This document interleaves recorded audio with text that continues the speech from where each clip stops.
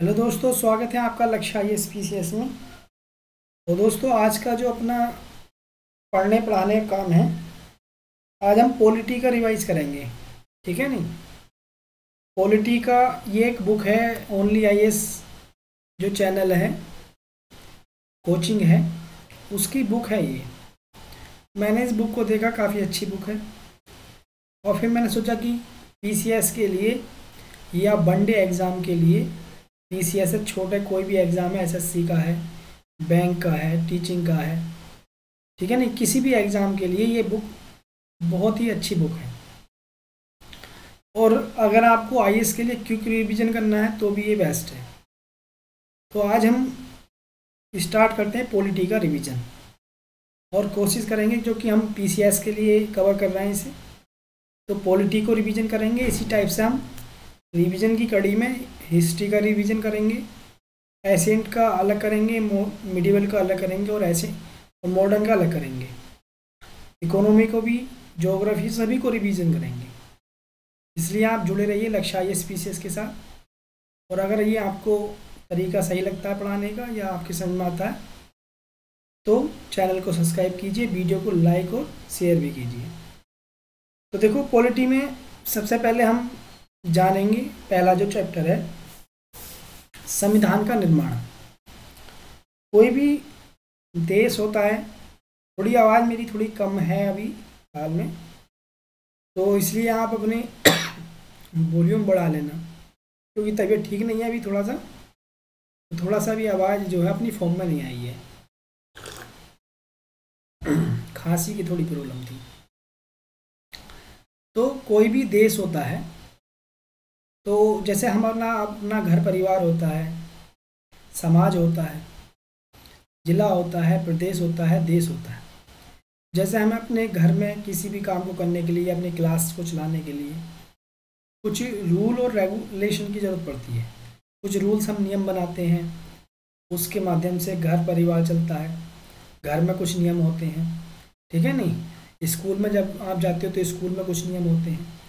उसके बाद कहीं किसी संस्था में आप जॉब करते हैं तो वहाँ के कुछ नियम होते हैं।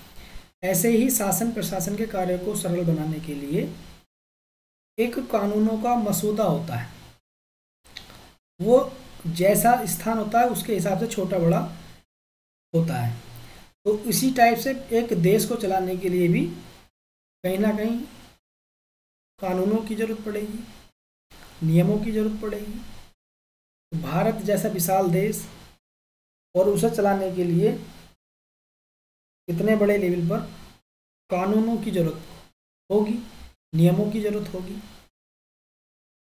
तो चूंकि हम अंग्रेज़ों के गुलाम रहे 200 वर्षों तक, और अंग्रेज़ जो है समय समय पर अपने शासन प्रशासन को चलाने के लिए विभिन्न एक्ट के माध्यम से नियम लाते रहते थे, और वो कानून का रूप लेते रहते थे। लेकिन क्योंकि भारत आज़ाद हुआ, और भारतीय लोगों के ये सभी की इच्छा थी कि भारत का जो शासन प्रशासन का कार्य है वो भारत के मन मस्तिष्क का दर्पण हो, यानी कि भारत के शासन प्रशासन के कार्य के लिए जो भी नियम कानून बने वो भारतीयों के द्वारा ही बनाए जाएं। अब बात आती है कि नियम कानून कौन बनाएगा। तो ये माना गया सभी लोगों के द्वारा, जो उस समय आज़ादी को, मतलब आज़ादी की लड़ाई को लीड कर रहे थे, हमारे नेता लोग उस समय, स्वतंत्रता सेनानी, कि भारत में जो भी भारत के लिए कानून बनेगा वो एक संविधान सभा द्वारा बनाया जाएगा। यानी भारत के लिए कानून जो बनेंगे उसे संविधान बोला जाएगा, और उस संविधान का निर्माण एक संविधान सभा के द्वारा किया जाएगा। तो अब संविधान सभा संविधान का निर्माण करेगी। पहले हम इस चैप्टर में यही पढ़ेंगे कि बैकग्राउंड कैसे क्रिएट होता है संविधान सभा के लिए, क्योंकि संविधान सभा संविधान का निर्माण करेगी, तो उसके लिए एक बैकग्राउंड कैसे क्रिएट हुआ, तो इसी पर हम चर्चा करेंगे और देखेंगे कैसे कैसे भारत में संविधान को बनाने के लिए जो संविधान निर्मात्री सभा है उसके गठन की बात आई। तो देखते हैं कि सबसे शुरू में हम देखते हैं कि कोई भी स्वतंत्र राष्ट्र होता है, उसका शासन प्रशासन चलाने के लिए दिशा निर्देशों की आवश्यकता होती है। एक दिशा निर्देश चाहिए होते हैं शासन प्रशासन के कार्य को चलाने के लिए, जिसे मैंने नियम बोला या कानून बोला, ठीक है नहीं। और इन दिशा निर्देशों के साथ ही उस देश में शासन व्यवस्था चलती है, ठीक है नहीं। और इन ये जो दिशा निर्देश हैं या ये जो नियम हैं, उनका स्रोत क्या है? उनका स्रोत है संविधान। यानी जो दिशा निर्देश बनाए गए शासन प्रशासन के लिए या नियम कानून बनाए गए, उसका स्रोत का क्या है? संविधान। यानी संविधान एक प्रकार से कानूनों का मसौदा है, यानी कि बहुत सारे कानून संविधान में हैं जिसके हिसाब से किसी भी देश का शासन प्रशासन के कार्य चल रहा होता है। अब भारत के संदर्भ में देखें तो भारत का तो कोई संविधान नहीं था और ना ही कोई एकदम अचानक बनाया गया, ठीक है नहीं। और ना ही कोई इसकी क्रमिक विकास हुआ क्योंकि हमारा जो देश का संविधान है वो हमारे लोगों के द्वारा ही बनाया गया। ऐसा नहीं है कि हमने किसी का बना बनाया संविधान ले लिया या फिर संविधान पहले से ही था उसका केवल विकास हुआ, ऐसा नहीं। हमारा संविधान हमारे यहाँ के लोगों के द्वारा बनाया गया जो उस समय राजनीतिक आंदोलन को लीड कर रहे थे, जो उस समय पढ़े लिखे लोग थे। तो संविधान की अब संविधान का निर्माण कैसे होगा? संविधान का निर्माण होगा संविधान सभा के द्वारा। पहले संविधान सभा का निर्वाचन होगा जो उस संविधान का निर्माण करेगी। तो संविधान सभा ने भारत का जो संविधान है, अब जो मैं गोल गोल करूँगा या बोलाऊँगा ये अपने आप में क्वेश्चन है। तो भारत का जो संविधान है आपके पास, वो एक संविधान सभा द्वारा तैयार किया गया। कितने टाइम में किया गया? 2 वर्ष लगे, 11 माह लगे और 18 दिन। तो भारत का जो संविधान है वो 2 वर्ष 11 माह 18 दिन में बनकर तैयार हुआ। और भारतीय संविधान को 26 नवंबर, कई बार क्वेश्चन आ चुका है इस पर, 26 नवंबर 1949 को अंगीकार कर लिया गया भारतीय संविधान। और तभी उसके जो है 15 से 20 प्रावधान वो लागू हो गए थे। और संविधान पूर्ण तरीके से जो लागू हुआ वो 26 जनवरी 1950 को। संविधान जिसे हमारा गणतंत्र दिवस मनाया जाता है 26 जनवरी को, 1950 को संविधान पूरे देश में लागू हुआ। तो अंगीकार कब किया गया? 26 नवंबर 1949 को। और लागू कब किया गया पूरे देश में? 26 जनवरी 1950 को। तो 4-5 क्वेश्चन ही आपके बन जाते हैं। और आपको क्विक रिवीजन करना है तो ऐसे ही करना है, ठीक है नहीं। जो रेड मैंने किए हैं तो यही अपने आप में क्या है? क्वेश्चन है और यही आंसर है, ठीक है। बुक अच्छी इसलिए भी है क्योंकि बुक में हाईलाइटेड जो अच्छी बातें हैं इसमें सब में हाईलाइटेड है, तो आपको याद करने में भी कोई परेशानी नहीं आएगी। अब आता है संविधान सभा की मांग कि संविधान सभा ने संविधान का निर्माण किया, लेकिन बैकग्राउंड कैसे बना कि संविधान सभा का चुनाव किया जाए। तो सबसे पहले अगर बात की जाए संविधान सभा की जो मांग है वो हमारा जो स्वतंत्रता आंदोलन चल रहा था वो कहीं ना कहीं स्वाधीनता की जो मांग थी उसी में छिपी हुई थी। क्यों? क्योंकि स्वाधीनता की मांग के क्रम में ही हमारे जो उस समय स्वतंत्रता सेनानी थे या उस समय जो लीड कर रहे थे नेता लोग, उन्होंने भारत के लिए संविधान बनाने की बात भी कही और उस संविधान को संविधान सभा के द्वारा बनाने की भी बात बोली। तो इसलिए संविधान सभा कोई अलग नई चीज़ नहीं थी, बल्कि जो स्वाधीनता की मांग की जा रही थी उस समय देश को आज़ाद कराने के लिए, उसी के अंदर छिपी हुई थी। सर्वप्रथम अगर हम बात करें भारत में संविधान सभा के निर्माण की, तो 1895 ईस्वी में स्वराज विधेयक लाया गया तिलक के द्वारा, बाल गंगाधर तिलक के द्वारा।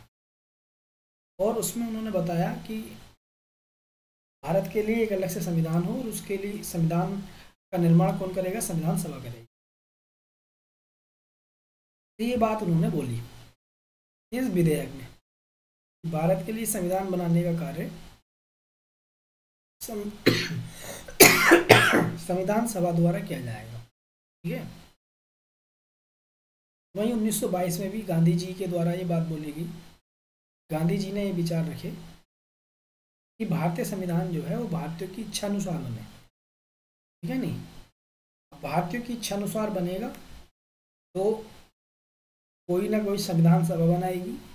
ठीक है नहीं, तो इसलिए 1924 में जो है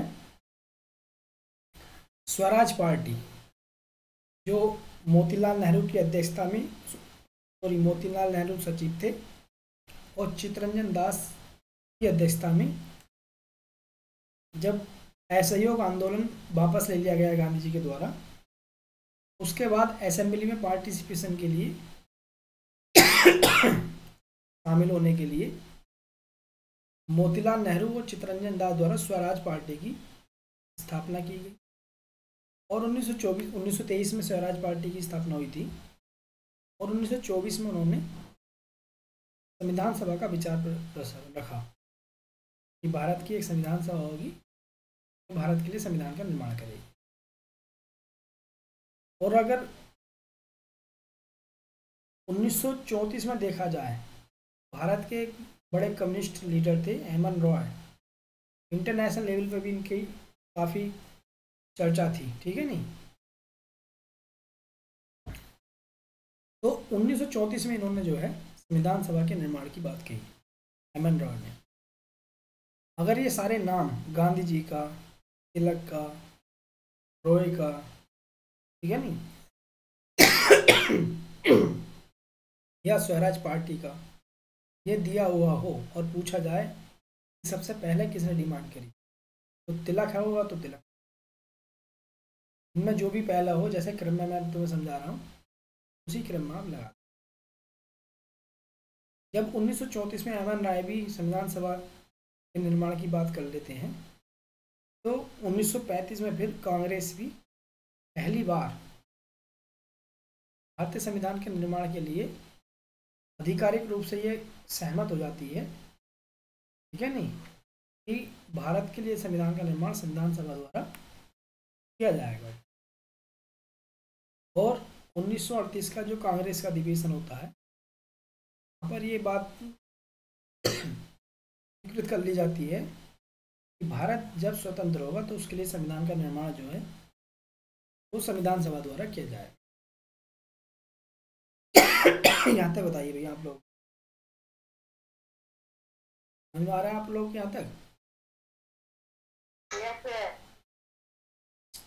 अब कांग्रेस के अधिवेशन में ही तो कांग्रेस ने ये बात स्वीकार की संविधान सभा द्वारा किया जाए। तभी आपके पास महात्मा गांधी ने भी ये कहा कि हम ऐसा संविधान चाहते हैं जो भारतीय मस्तिष्क का वास्तविक दर्पण हो। यानी कि भारत का संविधान भारत के लोगों के द्वारा ही बनाया जाए। ये अपने आप में क्वेश्चन है। इस व्यक्ति ने कहा संविधान निर्माण के संदर्भ में, इस व्यक्ति ने कहा कि भारत का संविधान भारतीय मस्तिष्क का वास्तविक दर्पण, महात्मा गांधी। ठीक है, तो ऐसे करके जब आप बुक को पढ़ोगे, क्वेश्चन अपने आप ही तुम्हारे दिमाग में बनने चाहिए। तो यहाँ तक ये सारी चीज़ें हुई संविधान सभा के निर्माण के बारे में।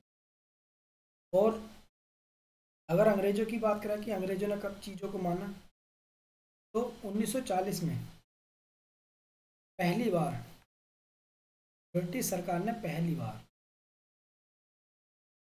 ये इस मांग को स्वीकार किया, जिसे अगस्त प्रस्ताव कहा। यानी अगस्त प्रस्ताव में पहली बार ब्रिटिश सरकार ने सैद्धांतिक रूप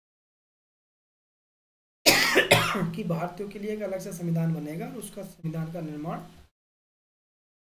संविधान सभा द्वारा किया जाएगा। ये अपने आप में क्वेश्चन है कि ब्रिटिश सरकार द्वारा सैद्धांतिक रूप से कब या किस प्रस्ताव द्वारा भारत में संविधान सभा के गठन की बात किया गया। अगस्त प्रस्ताव। इस टाइप से क्वेश्चन बनाने अगर आप सीख, ये आपके याद भी हो जाएंगे और वहाँ आपको फायदा भी मिलेगा एग्जाम हॉल में। उसके बाद क्रिप्स मिशन, जब ये 1942 में आता है और ये बात कहता है कि भाई भारत के लिए एक संविधान होगा और वो संविधान सभा द्वारा बनाया जाएगा जिसमें भारत के लोग पार्टिसिपेट करेंगे। लेकिन ये जो संविधान सभा का निर्माण हो वो दूसरे विश्व युद्ध के बाद हो, ठीक है।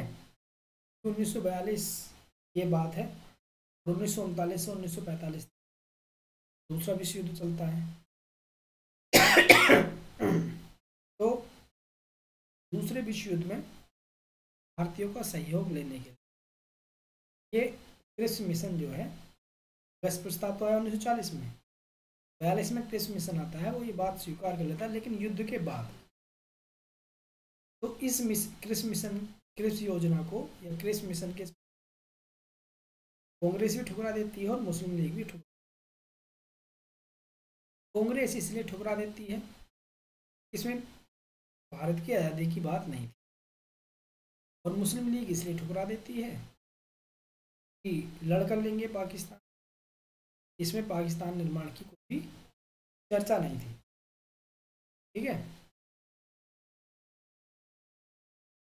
और क्रिप्स मिशन को गांधी जी ने भी विरोध किया क्योंकि इसमें सारी बातें द्वितीय विश्व युद्ध के बाद की बात की थी, इसलिए गांधी जी भी कहते हैं कि ये तो पोस्ट डेटेड चेक है। पोस्ट डेटेड चेक का मतलब बीते, मतलब आगे की तारीख का चेक, है नहीं। गांधी जी ने भी इसे क्रिप्स मिशन को या क्रिप्स योजना को क्या कहा, पोस्ट डेटेड चेक। भी अपने आप में क्वेश्चन, क्रिप्स मिशन को किस व्यक्ति द्वारा पोस्ट डेटेड चेक करके उसका मतलब उसम पास उड़ाया गया, यह पोस्ट डेटेड चेक किसने कहा तो महात्मा गांधी, ठीक है। इतने सारे क्वेश्चन आपके तैयार हो गए अपने इतनी देर में ही, लगभग 15 क्वेश्चन, 10 से 15 क्वेश्चन आपके तैयार। ऐसे ही से पढ़ना है, ऐसे अगर आप क्लास को एक बार और पढ़ लोगे ना ये ऑटोमेटिक याद हो जाएगी, आपको कुछ रटने की जरूरत ही नहीं है। अब संविधान सभा का गठन की बात आती है, तो कैबिनेट मिशन योजना के आधार पर भारत में जो है, क्वेश्चन है ये अपने आप में, भारत में संविधान सभा का किस मिशन के आधार पर किया गया, कैबिनेट मिशन योजना के 1946 में संविधान सभा का गठन हुआ और संविधान सभा में जो सीटें रखी गई उनका आधार क्या रहा, जनसंख्या के आधार। सीटों का जो बंटवारा हुआ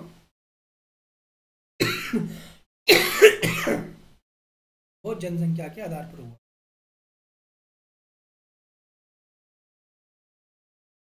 क्योंकि अंग्रेज जब हम पर शासन करते थे, भारत दो भागों में डिवाइड, एक तो वो एरिया था जिस पर अंग्रेजों का सीधा शासन, इन्हें ब्रिटिश प्रांत बोला, है नहीं। तो वो एरिया जो अंग्रेजों के प्रत्यक्ष नियंत्रण में था उसे बोला जाता था ब्रिटिश प्रांत। और कुछ एरिया वो थे जहाँ पर देसी रियासतें जो वहाँ के राजा महाराजा उन्हें रियासत, दो प्रकार से शासन था भारत अंग्रेजों का।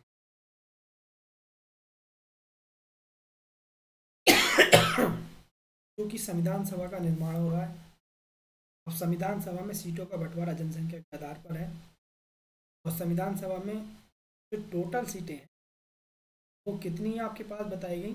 संविधान सभा में टोटल 89 सीट, संविधान सभा में टोटल 389 सदस्य, जिसमें से 296 सदस्य को इन ब्रिटिश प्रांतों से चुने जाएंगे और अंग्रेजों को, और 93 सदस्यों को जो देसी रियासतों के राजा है नहीं, देसी रियासतों के प्रमुख जो हैं वो नामित करेंगे। उनका चुनाव नहीं होगा, केवल नॉमिनेट होंगे। नहीं, राजा जिससे जिसे कह देगा कि हमारी ओर से ये जाएगा विधानसभा में, वो व्यक्ति चला। और ब्रिटिश प्रांतों में क्या होगा, चुनाव होगा जनसंख्या के आधार पर। और ये जो संविधान सभा में चुनाव होगा ब्रिटिश प्रांत के सदस्यों, किस आधार पर होगा, अनुपातिक प्रतिनिधित्व प्रणाली के आधार पर और एकल संकोणीय मत के आधार पर, जैसा कि हमारे यहाँ राष्ट्रपति। इस प्रणाली को हम आगे ही पढ़ेंगे। है क्या ये वही है आपके पास कि एक वोटों का एक निश्चित प्रतिशत होता है कोटा, जो उम्मीदवार वो कोटा पहले प्रयास में ही पा लेता है, सेलेक्ट कर लिया जाता है, वो चुनाव जीत जाता है। जो नहीं पाता तो हर उम्मीदवार के आगे नंबरिंग की जाती है और फिर ऐसे नंबरों को हटाते रहते हैं, और ये प्रक्रिया जब तक चलती है कोटा यानी 50+1 ना प्राप्त हो जाए। नहीं, कुल वोटों का 50 मतलब आधे से एक ज़्यादा वोट प्राप्त ना हो जाए। तो इसी हिसाब से हमारे राष्ट्रपति का उपराष्ट्रपति का चुनाव होता है। वैसे ही संविधान सभा के सदस्य को भी उस समय चुनाव। इस प्रणाली को अभी हम जब राष्ट्रपति को पढ़ेंगे और वहाँ पर अच्छे से समझ, वहाँ पर कई बार ये प्रणाली आएगी। अभी केवल आप यही याद रखो, जनता के द्वारा सीधे नहीं चुने गए विधानसभा के सदस्य, बल्कि अनुपातिक प्रतिनिधित्व या फिर एकल संकोणीय मत प्रणाली के आधार पर। कितने लाख की जनसंख्या के आधार पर, 10 लाख की, यानी कि संविधान सभा का एक सदस्य कितनी जनसंख्या का प्रतिनिधित्व करेगा, 10 लाख की जनसंख्या के आधार पर हुआ ना ये। यहाँ आगे है भी 10 लाख। 10 लाख जनसंख्या का प्रतिनिधित्व एक सदस्य संविधान सभा का ब्रिटिश प्रांतों से, और इन सदस्यों का चुनाव अनुपातिक प्रतिनिधित्व प्रणाली के। जनता इसमें सीधे वोट नहीं देगी, बल्कि जनता ने जो स्टेट असेंबली भेजे हैं वो चुनेंगे। जैसे आज राष्ट्रपति का चुनाव होता है, हम राष्ट्रपति का सीधा वोट नहीं देते, बल्कि हम क्या काम करते हैं, अपनी स्टेट असेंबली विधायकों को चुनते हैं और सेंटर में सांसदों को, और हमारे प्रतिनिधि के रूप में ये विधायक और सांसद किसे चुनते हैं, राष्ट्रपति। सेम ऐसी विधानसभा के सदस्यों को चुना, जो स्टेट असेंबली के सदस्य थे, विधायक थे, उन्होंने वोट दिया, ठीक है नहीं। और 10 लाख एरिया, 10 लाख जनसंख्या एक सदस्य का चुनाव, तो ये सारी चीजें। एक बात हो गई आपके पास, ब्रिटिश प्रांतों में संविधान सभा के सदस्यों का निर्वाचन वहाँ की विधायिका ने किया, यानी कि असेंबली ने किया, असेंबली के सदस्यों द्वारा। महात्मा गांधी संविधान सभा के सदस्य नहीं, ये याद रख लेना, कई बार क्वेश्चन है। महात्मा गांधी भी नहीं, मोहम्मद अली जिन्ना भी नहीं थे। ये भी एक फैक्ट, आप थोड़ा सा देख करेक्शन मतलब देख लेना बार मोबाइल। आता मेरी नॉलेज है, मोहम्मद अली जिन्ना भी नहीं थे, संविधान सभा के सदस्य नहीं, क्योंकि गांधी जी उस समय काफी बड़ा नाम था। तो आता है कि संविधान सभा की संरचना की, संविधान सभा में 10 लाख की जनसंख्या पर एक प्रतिनिधि खजाना था, जो मैं आपको बताया। तो संविधान सभा में 89 सदस्य थे, जिसमें से 296 सदस्य ब्रिटिश प्रांतों से चुने जाने थे 93 सदस्य जो है चुने जाने थे देसी रियासतों, है नहीं। जुलाई 1946 में संविधान सभा के लिए चुनाव होते हैं, और संविधान सभा के लिए चुनाव होते हैं ब्रिटिश प्रांतों में जो 296 सीटें थी, उसमें से 208 सीटों पर कांग्रेस सबसे बड़ी पार्टी के रूप में उभर कर आती। 296 सीटों में 208 सीटें कांग्रेस जीत जाती, जबकि 73 सीटें जो है मुस्लिम प्राप्त होती। बाकी एक छोटी छोटी पार्टियों को, इन दो ही बड़ी पार्टी उभर कर आती। और संविधान सभा में चूंकि कांग्रेस थी, तो लिहाजा कांग्रेस का उत्तरदायित्व भी ज़्यादा था। अब क्या हुआ, संविधान सभा की कार्यवाही होती है, कांग्रेस का बहुमत बहुत ज़्यादा था, एक प्रकार से एक तरफा बहुमत था। तो 9 दिसंबर 1946 को कांग्रेस की पहली बैठक हुई, और उस बैठक में डॉक्टर सच्चिदानंद सिन्हा जो बिहार के थे, अस्थायी अध्यक्ष, संविधान सभा के अस्थायी अध्यक्ष चुने। इस पद्धति के अनुसार फ्रेंच परंपरा के विधानसभा की जब बैठक होती है तो सच्चिदानंद सिन्हा को अस्थायी अध्यक्ष चुना जाता है। ये अपने आप में क्वेश्चन, संविधान सभा के अस्थायी अध्यक्ष डॉक्टर सच्चिदानंद सिन्हा कहाँ से बिलोंग करते थे? बिहार से।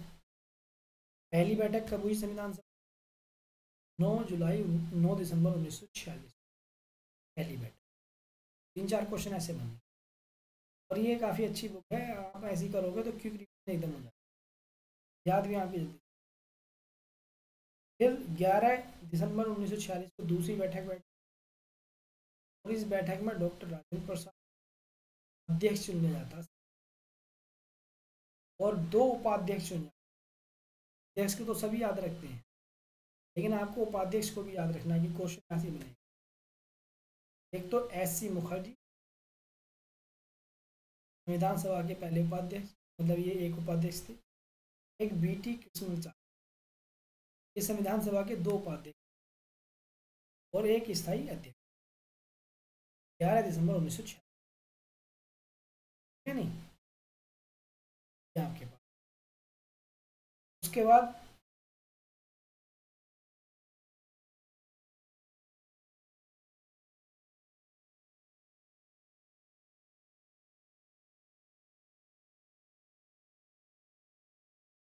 उद्देश्य प्रस्ताव की बात करते हैं। पंडित जवाहरलाल नेहरू, देखो 11 दिसंबर को डॉक्टर राजेंद्र प्रसाद को अध्यक्ष बना दिया, एस.सी. मुखर्जी और बी.टी. को उपाध्यक्ष बना दिया, और 13 दिसंबर 1946 को तो मतलब आपके पास पंडित जवाहरलाल नेहरू द्वारा एक उद्देश्य प्रस्ताव प्रस्तुत किया गया कि उद्देश्य क्या है इस संविधान सभा, जिसमें संविधान की संरचना का जो मूल तत्व का जो दर्शन है वो नहीं है। ये जो संविधान सभा जो संविधान बनाने जा रही है, उसका उद्देश्य ये है, उसका दर्शन ये है, उसका मूल तत्व, और यही जो प्रस्ताव, इसी प्रस्ताव को 22 जनवरी 19 को संविधान सभा द्वारा, ये अपने आप में घोषणा, संविधान सभा द्वारा उद्देश्य प्रस्ताव कब स्वीकार किया गया? 22 जनवरी 1900। कई बार क्वेश्चन, और वर्तमान में जो प्रस्तावना है वो उद्देश्य का ही संशोधित रूप है। इस समय जो हमारी प्रेमबिल है, प्रस्तावना है, वो उस समय जो उद्देश्य का प्रस्तुत की पंडित जवाहरलाल नेहरू ने, उसी का संशोधित रूप, ठीक है। तो ये यहाँ तक का काम हुआ। उसके बाद जब संविधान सभा का गठन हो गया, अध्यक्ष वगैरह सब बन,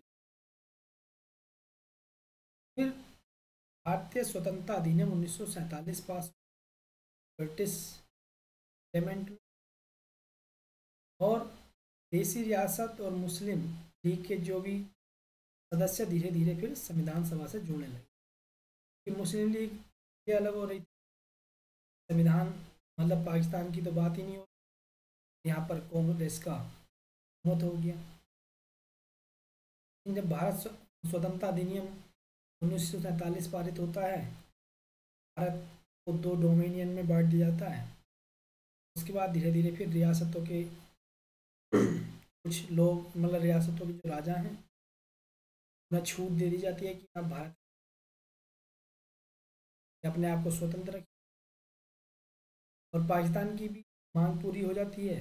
धीरे धीरे मुस्लिम लीग के लोग विधानसभा से, ठीक है नहीं, ये जो अधिनियम पारित होता है स्वतंत्रता अधिनियम, उससे पहले 3 जून 1947 को माउंटबेटन योजना आती है, जिसे 3 जून की भी योजना कहते हैं। ये भारत और पाकिस्तान के बंटवारे की योजना थी, ठीक है नहीं। और इस योजना के अनुसार भारत और पाकिस्तान मतलब भारत का बंटवारा 2 डोमिनियन स्टेट में, ठीक है। और जब भारतीय स्वतंत्रता अधिनियम 1947 पारित हुआ ब्रिटिश पार्लियामेंट में, फिर उस स्थिति में संविधान सभा की स्थिति में 2 बदलाव हो गए। पहला बदलाव तो ये हुआ कि ये जो अब संविधान सभा है जिसमें कांग्रेस का वर्चस्व है, अब ये संप्रभु संस्था, यानी कि आपके पास ये संप्रभु है, क्योंकि अब अंग्रेजों का प्रभुत्व भारत पर से हट गया, क्योंकि अब भारत आज़ाद हो चुका था। बस भारत को एक अलग मतलब स्टेट के रूप में स्वीकार, अब ये संविधान सभा जो है जो भारत के लिए तो संप्रभु हो गई, यानी कि अब वो अपनी मर्जी से संविधान का निर्माण कर, किसी प्रकार का कोई भी दबाव नहीं है, ना तो घरेलू ना बाहर। और संविधान सभा को 2 कार्य सौंपे। तो कार्य ये था कि संविधान सभा भारत के लिए संविधान का निर्माण करेगी, और फिर अंतरिम संसद का कार्य, एक कार्य दूसरा ये था कि संविधान का निर्माण करना है भारत के लिए, और एक कानूनों का भी निर्माण करना। ये संसद कानूनों का निर्माण करती है, ऐसे ही संसद की तरह कार्य इसी संविधान सभा और भारत के लिए संविधान का 2 प्रकार से संविधान सभा का, जब संविधान सभा कानून का निर्माण करती थी उस समय अध्यक्षता की जाती थी चुनाव लंगर, ये उस समय अध्यक्षता करते, पहले भी लोकसभा अध्यक्ष ये हुए, तो भारत की पहली असेंबली बैठी तो पहले लोकसभा अध्यक्ष जीबी मावलंकर ही हुए, और जब संविधान सभा कानून बनाने का काम करती थी उस समय अध्यक्षता यही करते थे। लेकिन जब संविधान सभा संविधान का निर्माण कर अध्यक्षता डॉक्टर राजेंद्र प्रसाद, ये अपने आप में क्वेश्चन है। जब संविधान सभा कानूनों का निर्माण करती थी उस समय संविधान सभा की अध्यक्षता की जाती थी, या अंतरिम संसद के रूप में संविधान सभा की अध्यक्षता किसके द्वारा की जाती, मावलंकर के द्वारा। जब संविधान सभा संविधान का डॉक्टर राजेंद्र प्रसाद रहते थे, और ऐसा कब तक रहा, ऐसा जब तक रहा जब तक संविधान कंप्लीट नहीं हो गया। 26 नवंबर 1949 तक ऐसा ही चला, ठीक है। अब चूंकि अलग पाकिस्तान बन भी चुका है, लिहाजा मुस्लिम लीग जो है संविधान सभा से अलग। अब संविधान सभा के जो सदस्यों की संख्या 379 थी, वो घट के कितने 99, मुस्लिम लीग के सदस्य वो पाकिस्तान हो गए,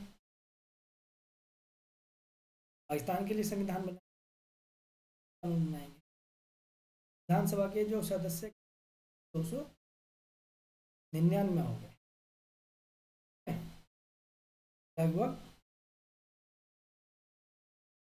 बाकी सदस्य जो है अब 389 में से 90 सदस्य लगभग है, क्यों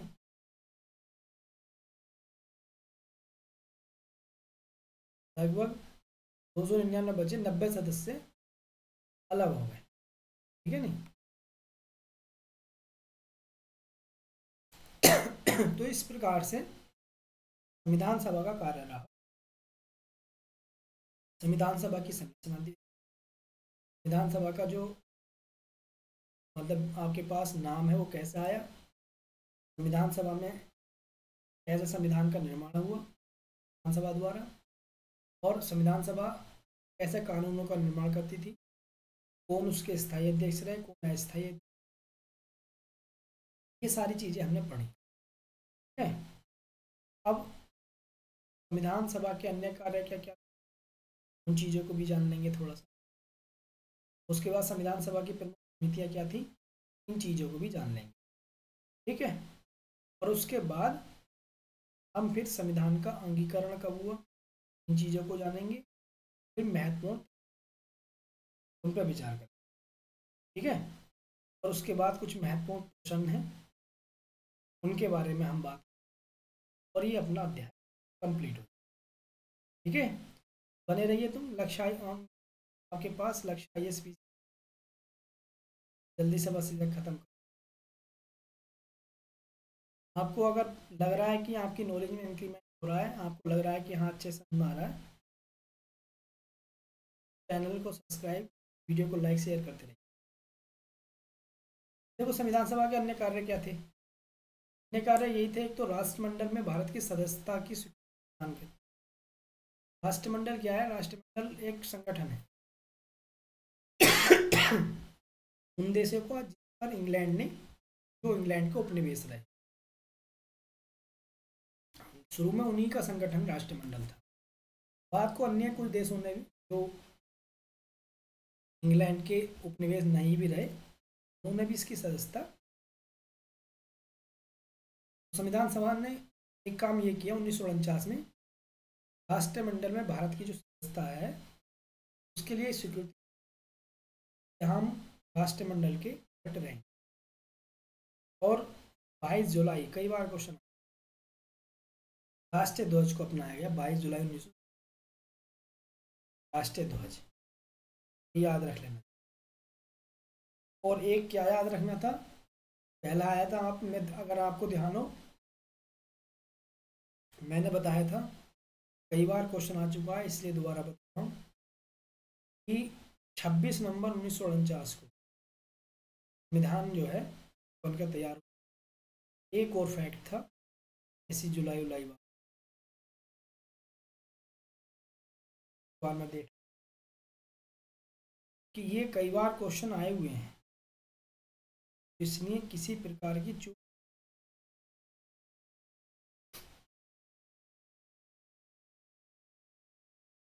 22 जनवरी उद्देश्य प्रस्ताव को कब संविधान सभा द्वारा स्वीकार किया गया, 22 जनवरी 1947, ये याद जरूर रख लेंगे, यानी उद्देश्य प्रस्ताव। और 22 जुलाई को राष्ट्रीय ध्वज को अपना, ये भी याद रख लेना, 22 जुलाई 1947, वो 22 जनवरी, बात को याद, बहुत यही क्वेश्चन आते हैं और ये आ जाता है तो वहाँ सब हम एकदम भूल जाते हैं, दोनों में किसी प्रकार कन्फ्यूजन हो। 22 जनवरी 22 जुलाई,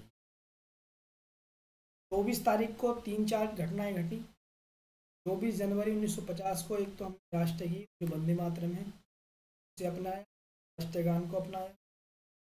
24 तारीख 1950 को ही डॉक्टर राजेंद्र प्रसाद जो है भारत के राष्ट्रपति।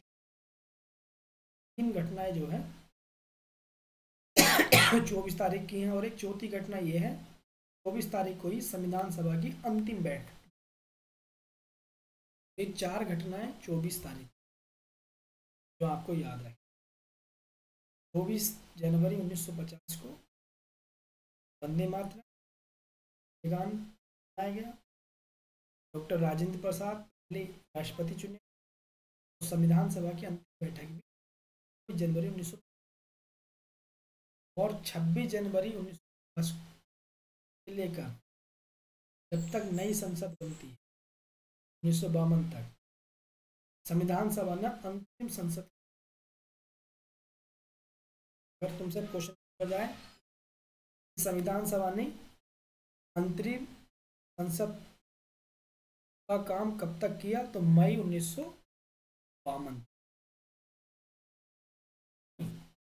जो संविधान सभा थी वही संसद के रूप में जब मई 1952 में चुनाव हो जाते कांग्रेस की सरकार बन जाती है, पंडित जवाहरलाल नेहरू पहले प्रधानमंत्री बनते, उसके बाद संविधान सभा जो है वो भंग हो जाती है। संविधान का निर्माण हो चुका, ऑफिस सरकार जैसे अब चल रही है वैसे ही चल रही है। अब कुछ याद रखने वाली बात है, संविधान सभा में कुल कितने सत्र लगे, मतलब बैठ के कुल 11 बैठ समय 2 वर्ष 11 महीने 18 66 लाख रुपए खर्च हुए संविधान में और 114 दिन तक। ये भी आपको इसमें एडिशन कर एक चर्चा चली और 66 लाख रुपए। ठीक है, ये 2 चीजें और ऐड कर और कुल कितने सत्र लगे ये और याद अगर नीचे कहीं आएगा तो देखेंगे।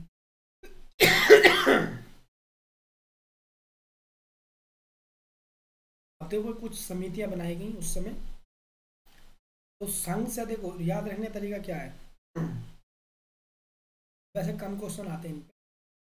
संघ की जितनी भी समिति हैं केंद्र की ज़्यादातर उनके अध्यक्ष नेहरू हैं और राष्ट्र से संबंधित जितनी भी ज़्यादातर समितियां हैं उनके जो अध्यक्ष हैं वो पटेल हैं।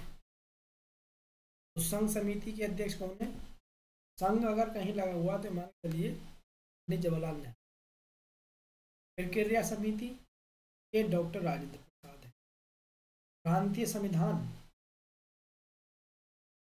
प्रारूप समिति अम्बेडकर और मूल अधिकारों से संबंधित पटेल। ये महत्वपूर्ण समिति है, आप याद रख लो। संघ शक्ति समिति पीटी नेहरू, प्रक्रिया में डॉक्टर राजेंद्र प्रसाद आ जाते हैं। मोस्ट है ये प्रारूप समिति जिसने संविधान के प्रारूप को तय किया, प्रारूप कैसा होगा है नहीं, प्रारूप तैयार किया, तो अध्यक्ष को डॉक्टर B.R. अम्बेडकर। और मूल अधिकारों से समिति या अल्पसंख्यक अधिकारों से सरदार पटेल। प्रारूप समिति जो थी उसका गठन 29 अगस्त 1947 को हुआ। 29 अगस्त 1947 7 सदस्य थे और जिसके अध्यक्षता किसने, डॉक्टर B.R. अम्बेडकर ने। उसके बाद संविधान को कब अंगीकृत किया गया, 26 नवंबर 1949 को अंगीकृत किया। उद्देश्य जो आपके पास संविधान में उस समय कितने अनुच्छेद थे, 3 अनुसूचियां कितनी थी, मूल संविधान है नहीं। और उसके बाद संविधान परिवर्तन में कब आया, 26 नवंबर 1949 में आ चुका था, लागू हो चुका था कुछ प्रावधान, और बाकी पूरे देश में 26 जनवरी। ठीक है नहीं, कौन कौन सी बातें उस समय लागू हो गई, कहते ही नागरिकता, चुनाव, सदर संसद, ये जो छोटे छोटे मतलब लगभग 15 आर्टिकल उस समय 26 नवंबर 1949 को लागू हो गए थे। संविधान जो है पूर्ण रूप से 26 जनवरी 19 लागू हुआ और इसी दिन 26 जनवरी 19 और 26 जनवरी 1950 को हम गणतंत्र दिवस क्यों मनाते हैं, 26 1930 को पूर्ण स्वराज दिवस मनाया गया था लाहौर में। लाहौर में कांग्रेस का अधिवेशन हुआ था। 26 जनवरी 1900 जो है पूर्ण स्वराज दिवस मनाने की उन्होंने बात ठानी। और इसी याददाश्त को आगे रखने के लिए 26 जनवरी 1950 को संविधान को लागू किया गया और इस दिन ही पहला गणतंत्र दिवस नहीं। भारतीय स्वतंत्रता अधिनियम जो 1947 और भारतीय सरकार अधिनियम 1935, जैसे ही आपके पास संविधान लागू हुआ हमारा, तो स्वतंत्रता अधिनियम 1947 और ये भारत सरकार जो अधिनियम 35 दुरुस्त हो गया, ठीक है नहीं। जबकि ये एक्ट जो था abolish of Privi council jurisdiction act 1949 लागू। जैसे ही संविधान लागू हुआ हमारा, ब्रिटिश जो अधिनियम थे ये निरस्त हो। संविधान के बारे में कुछ अन्य महत्वपूर्ण बिंदु हैं, उन्हें याद रख लीजिए।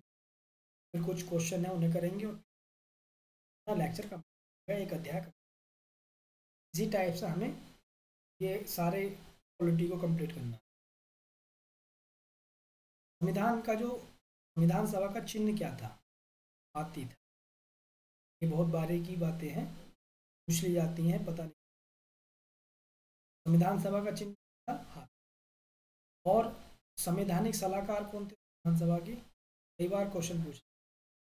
BN राव, ये संविधान सभा के संवैधानिक सलाहकार।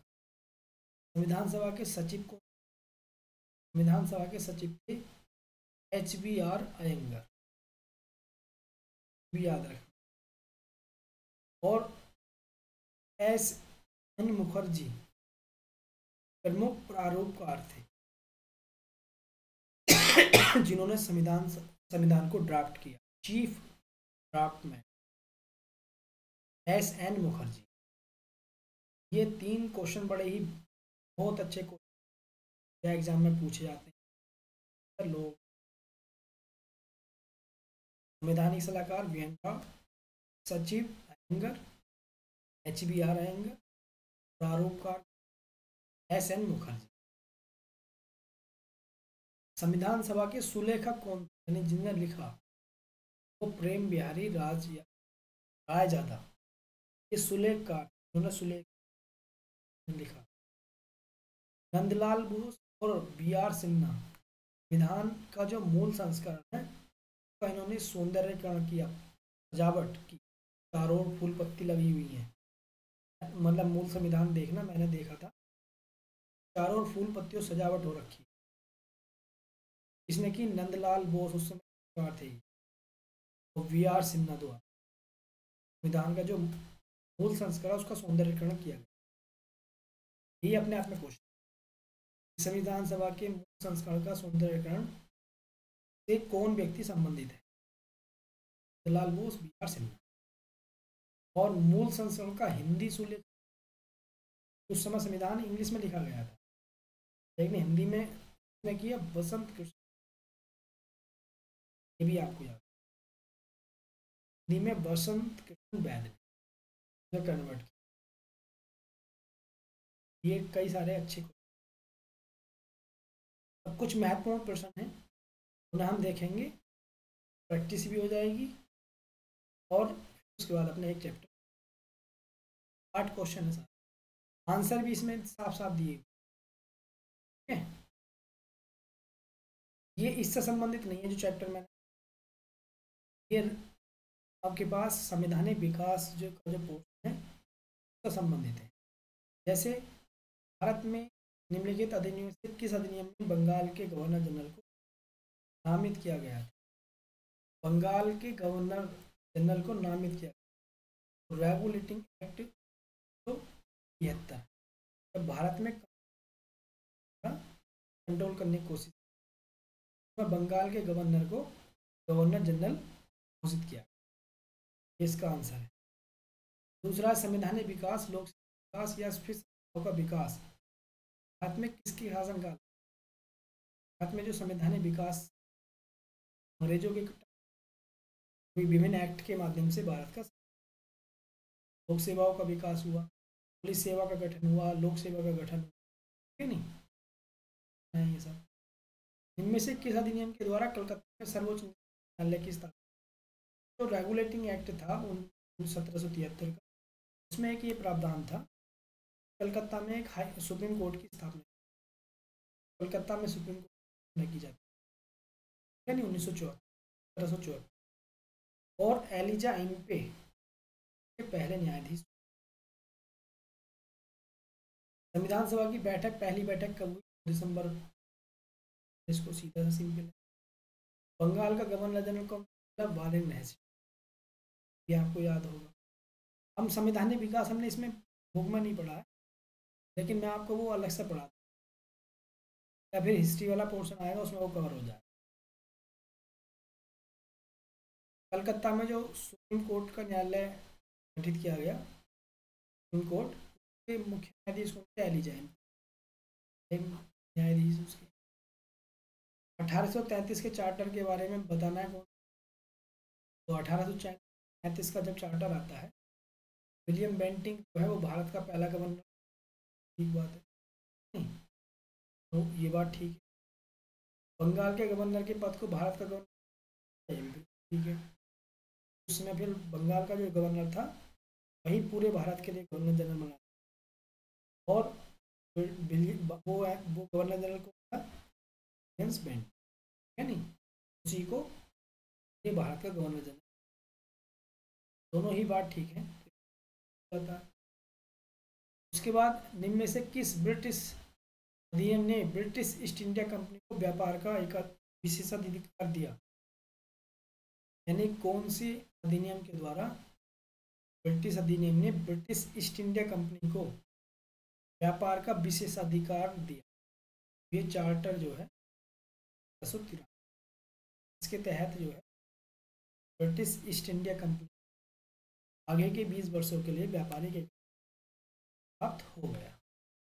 फिर 1813 का जो चार्टर आता है, उसके तहत ब्रिटिश ईस्ट इंडिया कंपनी के व्यापारिक एकाधिकार को कम किया गया, केवल चीनी चाय और चीनी के साथ व्यापार केवल पर उसका एक अधिकार रह गया, और भारत के साथ व्यापार पर एकाधिकार समाप्त हो गया 1813 के।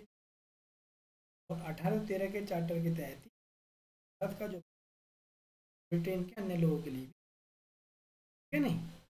ये आपके पास हमने क्वेश्चन। तो दोस्तों ये अपना पहला चैप्टर कंप्लीट हुआ। आई होप आपको अच्छा लगा होगा। अगर आपको अच्छा लगा तो वीडियो को लाइक और शेयर कीजिए, चैनल को सब्सक्राइब कीजिए, और कल हम पढ़ेंगे अपना दूसरा चैप्टर, ठीक है, संविधान की प्रमुख विशेषता, ठीक है।